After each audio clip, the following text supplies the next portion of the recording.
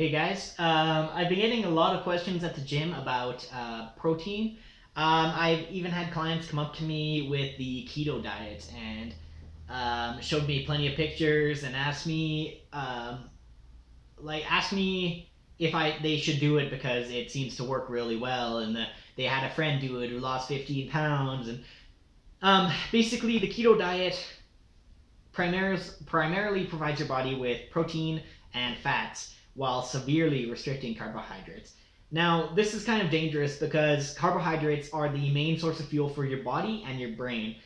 So, eating a keto diet, I can imagine you would be extremely lethargic. Even given probably basic puzzle problems or math problems, you might struggle significantly. And this is a huge issue if you're a student. If you're not getting enough carbs, then you might struggle to work because 30% of the carbs you intake will be going to your brains, or 30% of total calories you eat will be going to your brain, but the main source of fuel is carbohydrates. So basically, 30% of total intake on top of it being the 45 to 65% carbohydrates. So it's a very large amount of the carbs you eat go just to basal metabolic function, which is just your organs operating. So if you severely restrict carbohydrates, like I said, you'll probably be really tired. All the excess protein you eat will either be excreted as urea or turned into pyruvate and then converted into fats. Honestly, just simply don't need that much protein. Even athletes will very rarely ever have more than 2 grams of protein per kilogram. So take me, I weigh 214. So that is 107 kilograms times 2, so it would bring me back up to 214 grams of intake of protein that I need during the day. So that is about 2.5 decks of cards. So a deck is 3 ounces, and each deck would be about 84 grams. So that's my math. So it would be just about 2.5 decks of cards, which is a pretty easy measure to figure out how much protein you are intaking.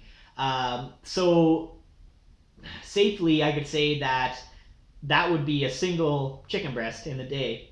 That's not counting breakfast or plant-based protein. It's not counting eggs or yogurt or milk or cheese, and it's not counting any of the plant-based protein pairs like rice and lentils for such. That's a full protein pair.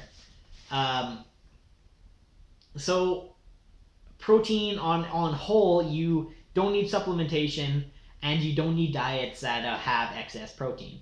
Of course, someone would lose weight on this program because your body becomes inefficient at your body doesn't have enough fuel to operate, so it's trying to use fats as much as possible, and essentially you're starving your body from carbohydrates, which forces it to use fuel that it isn't supposed to use at that point in time.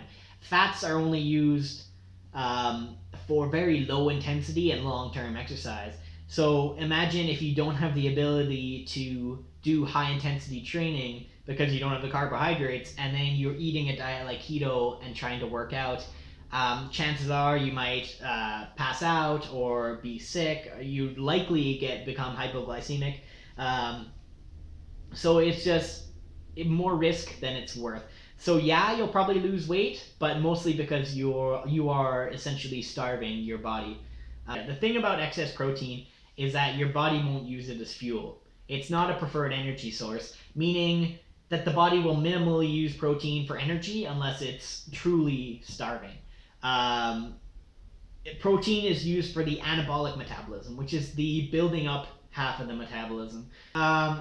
I don't consider this diet to be safe whatsoever. I think all of your dieting should fall within the Canada Food Guide's guidelines, and they should be nutritionally balanced and inclusive of all the macronutrients. Um, you need to adequately fuel your body, especially if you're working out. Sure, there may be ways to lose weight quickly. It's never safe to lose more than 2 pounds a week, which is still astronomical. That's 8 pounds a month. and it's not sustainable to lose this amount of weight in this manner. So just remember that excess protein does not stimulate muscle growth, which is the census. If you ask any gym goers around here, they eat protein and have their pre workout. There's no research that the extra protein will actually improve muscle growth. There is research, however, that protein immediately after exercise will be utilized more readily than protein taken before or long term after. So if you're looking to get your protein intake, chocolate milk is a perfect snack after your exercise regimen.